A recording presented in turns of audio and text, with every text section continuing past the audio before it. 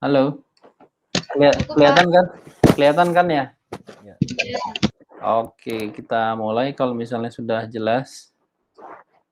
Sebentar. Kali ini kita akan membahas tentang komunikasi data, yaitu frame relay pembahasannya.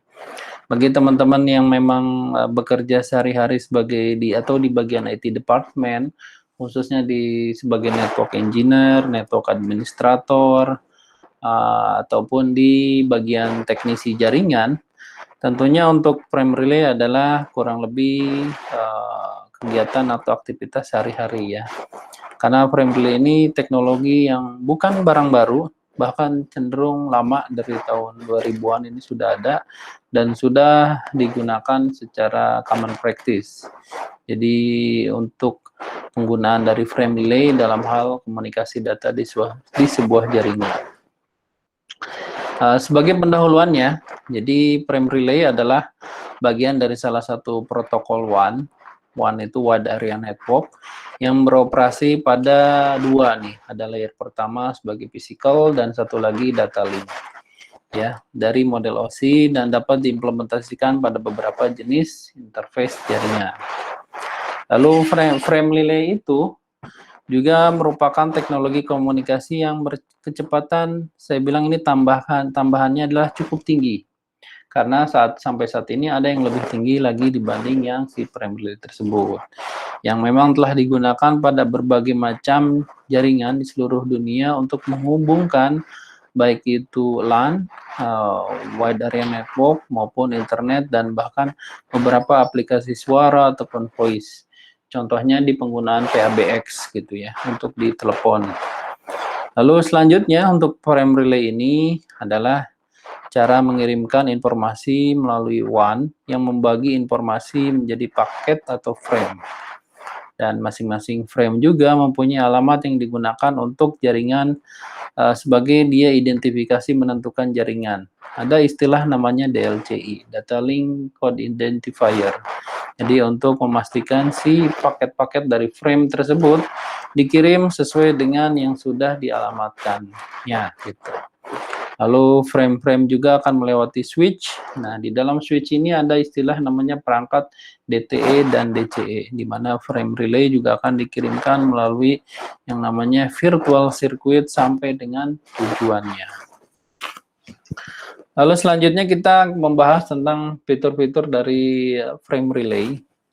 Yang pertama dari yang sudah tadi dijelaskan, frame relay itu kecepatannya tinggi. Ini tidak disebutkan dimension karena memang dia variatif. Dan karena hubungannya dengan variatif tersebut, ada yang kedua adalah bandwidth-nya dynamic. Dinamik dalam artian dia mengikuti dari infrastruktur jaringan yang tersedia. Kalau misalnya dari awal jaringannya itu di setup 1 Mbps, dia bisa mengikuti bandwidth misalnya 1 Mbps. Kalau dia di setup misalnya di 100 Mbps, dia juga bisa mengikuti dari 100 Mbps tersebut. Nanti frame dan paketnya pun akan menyesuaikan dengan kapasitas si bandwidth-nya. Bandwidth dynamic dan kecepatan tinggi ini tidak hanya berlaku untuk perihal yang tadi baik tinggi maupun rendah, namun juga digunakan pada saat dia misalnya di jam-jam ataupun di waktu-waktu yang penuh. Contohnya kalau Mas Denny misalnya mengantornya setiap pagi dari jam 7, jam 8 dan mulai aktivitas di kantor jam 9, waktu penuh di kantornya itu banyak digunakan jaringannya adalah antara pukul 9 sampai dengan pukul 11.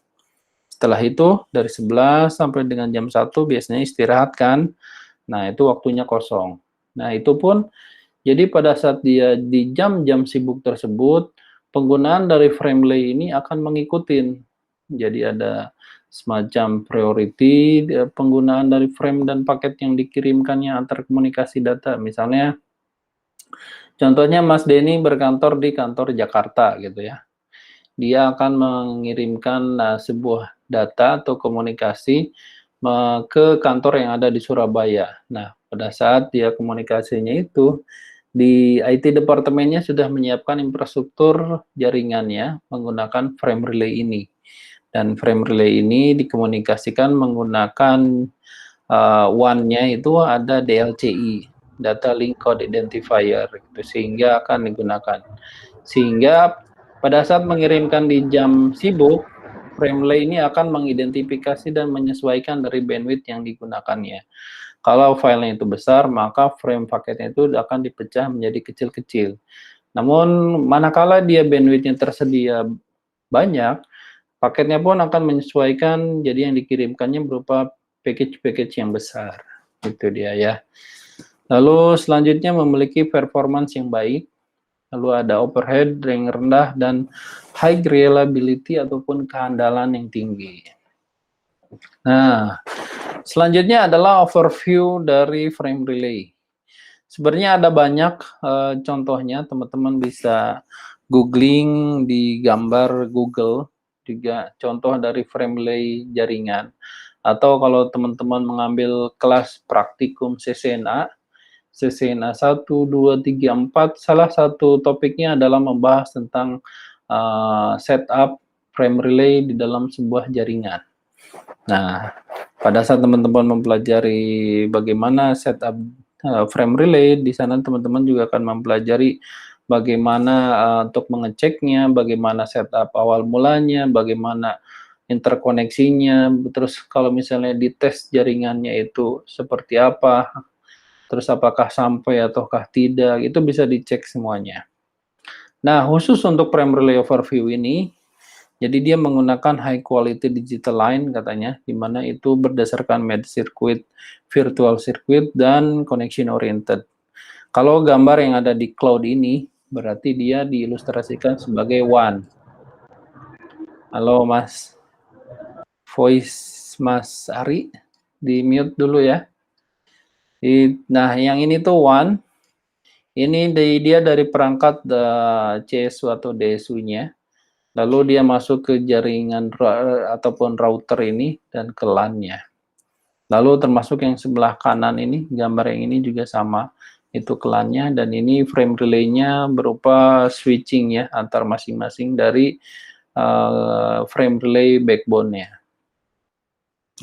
Lalu ini ada format frame relay. Kurang lebih ada 1, 2, 3, 4, dan 5 di dalamnya. Nanti kita akan bahas satu persatu. Di mana yang pertama adalah berupa flag, dari namanya saja, flag itu berarti bendera. Itu berisi tentang data ataupun label atau header yang menandakan bahwa ini adalah kontennya A gitu, ini adalah kontennya B. Lalu selanjutnya ada address. Address setelah tadi header, kita bicara tentang alamat gitu. Headernya ini misalnya isinya pakaian anak. Nah, walaupun ini headernya tentang pakaian anak, tapi di dalam addressnya ditujukan ke alamat mana di mana. Misalnya tadi saya misalnya dari Tangerang mau ngirim paket ke Bekasi gitu. Tadi kan ada Mas yang bilang dari Bekasi. Nah, begitu juga sama nih, addressnya berarti alamatnya Bekasi dengan DLCI code-nya ini ada berupa angka. Ya, terus ada CR, comment and response-nya. Terus selanjutnya adalah data. Ya, setelah tadi alamatnya, lalu ada data kontennya dibahas. Kalau ini data, di sini bervariasi karena memang data kan masing-masing dari kepentingan si subject usernya akan berbeda isinya gitu.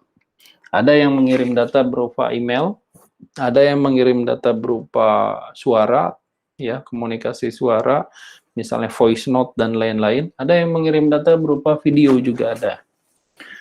Atau mengirim data berupa misalnya selain daripada itu gambar atau ilustrasi, file, misalnya PowerPoint, file Excel, file Word, dan lain sebagainya. Lalu ini adalah FCS, nanti kita bahas juga. Lalu ada flag lagi, flag yang terakhir yaitu 8 bit untuk memastikan si flag yang pertama dengan flag yang terakhir ini sama gitu, confirm. Yang pertama kita bahas adalah flag, ya. Flag itu berarti membatasi awal dan akhir dari sebuah frame. Lihat, ini awal dan ini ada akhir. Dan ini berarti berupa nilai field yang selalu sama dan dinyatakan dengan bilangan heksadesimal. Jadi angkanya antara yang awal dan akhir itu kontennya sama. Lalu juga untuk memastikan bilangan tersebut tidak muncul pada bagian frame lainnya, digunakan prosedur bit stuffing dan destuff katanya. Lalu ini address yang kedua ya, 16 bit. Address itu terdiri dari banyak di dalamnya. Yang pertama adalah konten yang namanya DLCI, yang tadi sudah disebutkan di awal. Atau DLCI adalah singkatan dari Data Link Connection Identifier, di mana dia berisi dari 10 bit berupa angka dan bagian pokok dari header frame relay dan merepresentasikan koneksi secara virtual. Ingat kata kuncinya koneksi tetapi secara virtual, bukan secara hardware. Kalau yang secara hardware adalah si DTE dan DCE-nya gitu. Kalau ini yang si data link layer, data link connection identifier adalah berupa software ataupun berupa virtual logic-nya. Lalu setiap koneksi virtual memiliki satu DLCI kode yang unik. Biasanya untuk DLCI-nya, kalau dari satu gateway angkanya adalah 102, gateway yang menerima angka 102 biasanya dikasih kodenya kebalikannya, yaitu 201. Begitu seterusnya untuk kode-kode DLCI yang saling interkoneksi satu sama lain. Lalu ini ada extended address, berarti dia menambah kemungkinan pengalamatan transmisi data dengan menambahkan 1 bit katanya. Lalu ada CR, tadi sempat di-mention juga, ini CR ini comment dan response atau tanggapan. Jadi apakah frame ini termasuk dalam kategori perintah ataupun tanggapan, feedback gitu. Lalu ada istilah namanya FECN atau Forward Explicit Congestion Notifications. Berarti forward explicit itu pada saat dia congestion. Congestion itu macet. Macet itu berarti pada saat penuh, peak gitu. Peak seasons ataupun flooding. Jadi pada saat datanya itu digunakan oleh banyak orang, berarti dia terjadi kemacetan, congestions. Jadi indikasi jumlah frame yang dibuang karena terjadi kongesti atau macet di jaringan tujuannya. Lalu ada BECN, kalau ini berupa yang di forward, kalau ini berarti yang kebalikannya di backward ataupun ditarik. Dan itu secara eksplisit untuk notifikasi kemacetannya. Dan kalau dari definisinya ini berupa indikasi jumlah frame yang mengarah ke switch FR ya. Tersebut tetapi dibuang karena terjadi kongesi atau macet ke jaringan asalnya. Lalu ada selanjutnya yang terakhir adalah discard eligibility. Discard dalam artian dia mengcancel, mengavoid atau mengganti ataupun hal yang memang bisa disebutkan bahwa itu tidak jadi. Lalu eligibility adalah untuk memastikan dia eligible ataupun berhak terhadap sesuatu. Dan ini berarti menandai frame yang dapat dibuang jika terjadi macet ataupun flooding di dalam sebuah jaringan tersebut. Selanjutnya adalah data. Dari tadi sudah dibahas pembahasan mengenai data termasuk contohnya, dan ini juga data merepresentasikan apa yang dibawa oleh carrier untuk dikirim ke tujuannya. Tadi kan bisa berupa contohnya email, file, misalnya file PowerPoint, file PDF, file Excel, dan lain sebagainya, ataukah berupa voice note, ataukah berupa video tugas gitu, yang akan dikirimkan kurang lebih seperti itu. Dan itu dikirimkannya berupa dienkapsulasi terlebih dahulu. Selanjutnya tiap frame dari data ini panjangnya bervariasi. Namun itu yang paling tinggi mencapai dengan 4096 oktet untuk setiap frame-nya tersebut. Lalu ini ada namanya frame check sequence ya. Jadi dari istilahnya, nama dari frame check sequence ini berarti frame yang digunakan untuk mengecek setiap sequence di dalam sebuah komunikasi menggunakan frame relay tersebut. Jadi ini adalah bertujuan untuk memastikan integritas data yang ditransmisikan, dan nilai ini dihitung perangkat sumber dan diverifikasi oleh si penerima. Selanjutnya ada berbagai macam contoh dari perangkat frame relay Yang pertama ada istilah yang namanya endpoint atau workstations, ataupun dari namanya saja endpoint ya, berarti yang digunakan terakhir kali ataupun sebagai subjek usernya. Contohnya seperti komputer, PC, laptop, host gitu, dan lain sebagainya.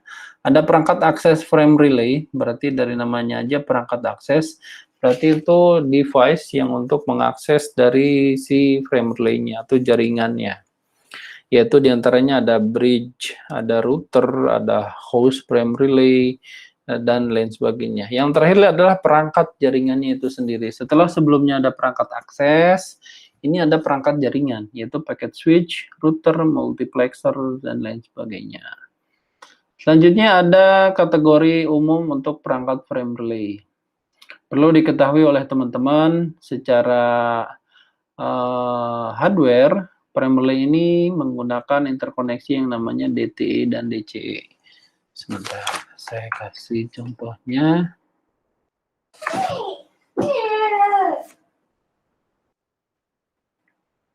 Ganti share screen-nya.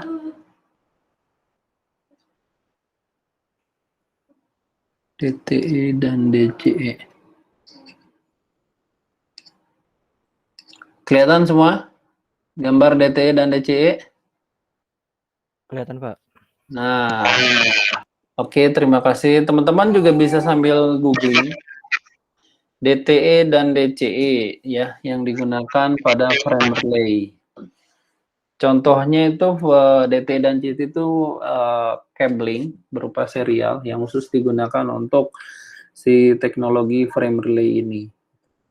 Kalau dilihat dari gambarnya DTE dan DCE, kita lihat ya. Ini ada contohnya itu ya. Terus mana yang paling? Kita lihat DTE dan DCE. Nah, ini ada gambar yang mirip. Oke, terlihat semua ya, teman-teman. Ini ada DTE dan DCE yang digunakan di perangkat. Arsitekturnya juga macam-macam. Ini ada data terminal equipment. Ini ada data communications equipment untuk di modem. Kalau T, berarti dari kata kuncinya adalah T itu terminal. Berarti itu merepresentasikan adalah di endpoint. Kalau C berarti dia communications, berarti dia untuk sirkuit komunikasi di jaringan frame relay tersebut. Ya, oke, saya kembali lagi ke materinya.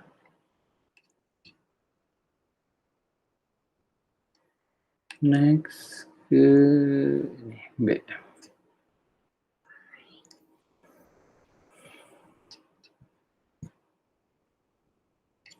Nah, oke, kembali lagi. Dari DTE dan DCE, DTE berarti terminating equipment, ya. Itu berarti adalah node atau milik end user ataupun workstations dari perangkat internet working katanya. Dan perangkat DTE ini mencakup endpoint dan perangkat akses pada jaringan frame relay-nya itu. Dan DTE juga sebagai suatu hal yang memulai dari sebuah pertukaran informasi. Jadi bagaimana jaringan frame relay itu dimulai dari si DTE ini. Adapun untuk DCE adalah data communication equipment. Dari namanya saja dan tadi sudah dicontohkan gambarnya bahwa DCE adalah sebagai perangkat yang mengkontrol dari carrier yang membawa informasi atau data tersebut. Contohnya perangkat ini juga mencakup perangkat akses, namun hanya terpusat di jaringan backbone-nya saja. Dan DCE juga merespon pertukaran informasi yang dimulai dari DTE. Jadi secara sederhananya DTE adalah yang paling terakhir. Lalu setelah DTE ada DCE. Lalu dari DCE itu masuk ke jaringan frame relay. Lalu di ujung sebelah sana pada si penerimanya atau receiver-nya ada DCE kembali, lalu DTE, dan lalu ke end user, begitu ya. Jadi si fungsi dari DCE ini di tengah-tengah, ya. Lalu ada DTE, lalu ada end user. Selanjutnya ada yang namanya virtual circuit, ya. Jadi virtual circuit adalah sebuah jaringan frame relay yang memang digunakan untuk frame relay cloud secara arsitekturnya. Karena jaringan frame relay untuk di networknya bukan hanya terdiri dari secara physically saja ataupun secara endpoint yang si DTE dan DCE, tetapi juga berupa jalur path atau logika yang telah didefinisikan dalam jaringan. Contohnya DLCI yang tadi. Itu bukan berupa hardware seperti DTE dan DCE, tetapi berupa identifier yang ada di dalam si frame relay jaringan ini.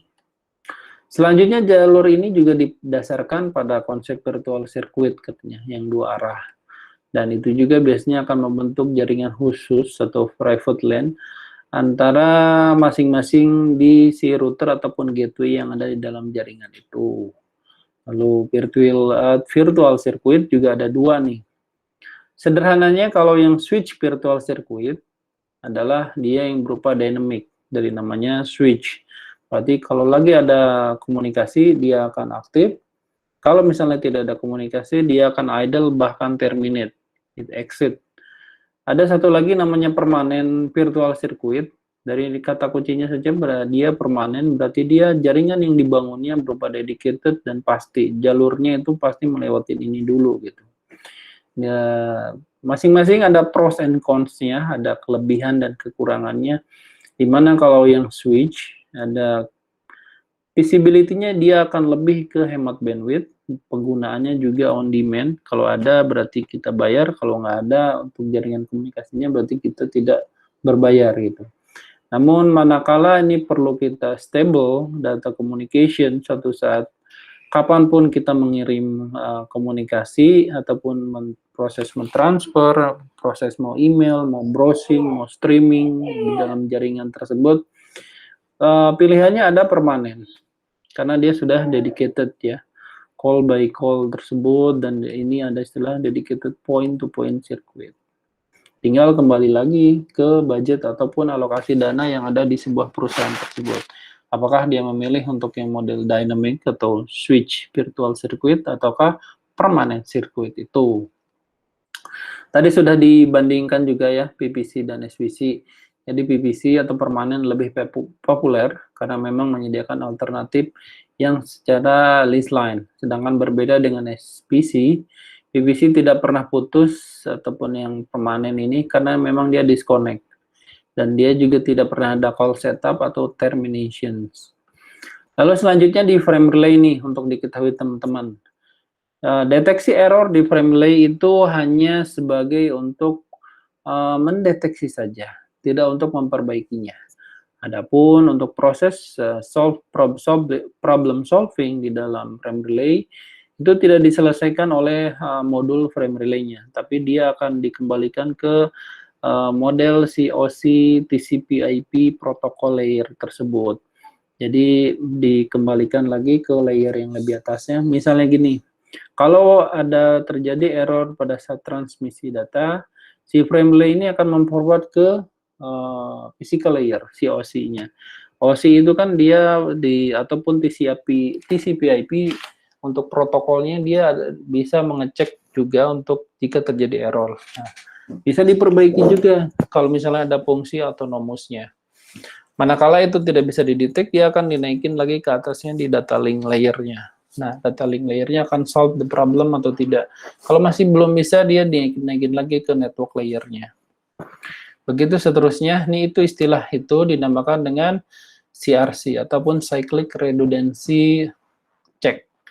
Itu dimana skema error checking untuk yang mendeteksi dan kalaupun itu juga untuk membuang data yang rusak atau corrupt. Dan fungsi untuk memperbaikinya itu hanya error corrections, dan adapun untuk solvingnya itu diserahkan ke protokol layer yang lebih tinggi atau higher layernya.